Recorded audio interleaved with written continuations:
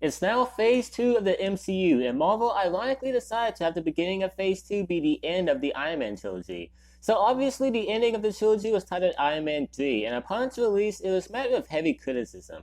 However, now that I noticed that unlike Iron Man 2, this movie is actually starting to grow in people, and people are starting to realize this movie is actually pretty good, and just came out at a time everyone was apparently not in the Christmas spirit, since this released in time for the holidays.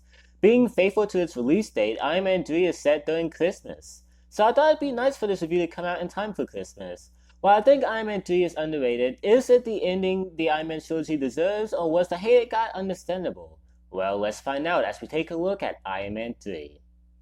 After the events of the Avengers, Tony now has anxiety attacks at random points of stress, and now he gets no sleep as he tries to perfect his Iron Man suits to protect him and Pepper. However, ironically, his paranoid behavior is taking a toll on his relationship with Pepper. The whole PTSD aspect of this movie sums up perfectly why I love how the MCU treats its characters. This movie once again makes Tony feel like a real person, and it takes his character in an interesting direction. While Iron Man 2 did this and more, I think this works just as well since it follows the Avengers. Anyways, while all this is happening, there's a terrorist called the Mandarin who's bombing random places. However, no one knows how his bombs work, and from there the plot furthers into spoiler territory. You have to take my word that what follows next is actually a really intriguing and suspenseful mystery, as more and more and more is revealed about the Mandarin and his scheme. Iron Man 3 is a different roller coaster from Iron Man 2. While Iron Man 2 perfectly juggled multiple plot points that provided insight about Tony's character, Iron Man 3 focuses on one main plot that's constantly evolving. Iron Man 3 is not only another great character insight to Tony Stark, but it's also a suspenseful mystery that's handled masterfully. Iron Man 3's plot is a really fun ride. And as you've probably guessed by now, the pacing in this movie, while still not better than the first Iron Man's and the Avengers pacing, is absolutely wonderful. Upon first viewing, you're going to be on the edge of your seat throughout the entirety of its runtime. Scene after scene after scene, Iron Man 3 intrigues the audience by either revealing more about the plot, something about Tony's character, or either really comedic or really entertaining action sequence of some kind.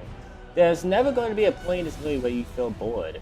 Surprisingly, while this movie is still suitable for kids since it's still a superhero movie, the movie is really dark at some occasions. It's obviously going for a more mature audience, the whole PTSD subplot and all, but there's so many small, sad moments in this one. Don't worry, the traditional MCU humor makes a comeback, but it's balanced out with plenty of dark moments. The characters in this movie are once again handled well. While they don't have as much to do as they did in Iron Man 2, they're all still important to the plot. Tony is the lovable jerk who's becoming more wise with every MCU installment, Rhodey is still a lot of fun, and Pepper is even more fun. Happy, for the short time he's on screen, is a lot of fun in this movie too. He was also in the past two Iron Man movies as Tony's bodyguard, but he didn't do much, so I didn't find it necessary to mention him. And as a kid character introduced who's surprisingly not obnoxious. All the characters work well in this movie. Spoilers for the movie coming up, so if you don't want to be spoiled, skip to this timestamp. 5, 4, 3, 2, 1. You have been warned. The plot twist that the Mandarin was an actor and Krillin was the big bad of the movie didn't go over well with comic book fans since they were waiting for a live-action depiction of Iron Man's greatest foe in the comics. They were so upset about it that they actually didn't realize the twist is actually a pretty cool twist. So Krillin is the big baddie, and he's alright. There's really nothing special about him, but he's not a bad villain. He's just meh. Like every other MCU movie, the performances in this one are once again top-notch. Everyone does a good job, even the kid actor. Since this is more of a mystery movie, the action is understandably toned down, but once the action starts ramping up, I don't know how to articulate this, so I'm just gonna say it. It's pretty freaking amazing. I don't know what was the difference between this movie and the last two Iron Man movies, but there's so many awesome action sequences that will blow you away. In fact, without going into major spoilers, there's a part in this movie where Tony's suit is unavailable, so he has to beat someone by just being Tony Stark and utilizing various materials. Tony beating someone in an action scene by just being a genius is something I didn't think I needed, but I totally did.